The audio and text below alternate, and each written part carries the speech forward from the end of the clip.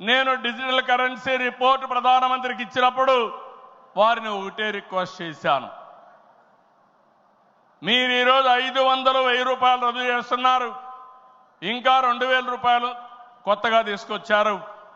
అవసరమైతే 500, 1000, 2000 రూపాయలు రద్దు చేయండి, డిజిటల్ కరెన్సీ పెట్టండి. ఎవరైనా అక్రమార్కులు ఉంటే ఈజీగా పట్టుకోగలుగుతాం. ఇవన్నీ రద్దు చేయమని కోరాను. ఈ సభ సందర్భంలో మళ్ళీ ఒకసారి డిమాండ్ చేస్తున్నా.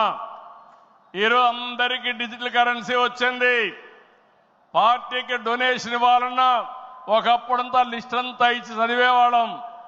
ఇప్పుడు నేరుగా మీ ఫోన్ ద్వారా పార్టీ అకౌంట్లోకి డబ్బులు చెల్లించే పరిస్థితికి వచ్చారంటే ఈ 500, 1000, 2000 రూపాయల అవసరం లేదు. రాజకీయాల్లో డబ్బులు పంచే అవసరం ఉండకూడదు.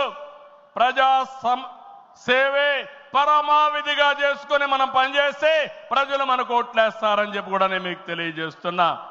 మీరు నాతో ఏకీభవిస్తున్నామంటే అన్ని పెద్ద పెద్ద నోట్లన్నీ రద్దు చేయాలని గట్టిగా చప్పట్లు కొట్టి హర్షాన్ని, ఆమోదాన్ని తెలియజేయండి.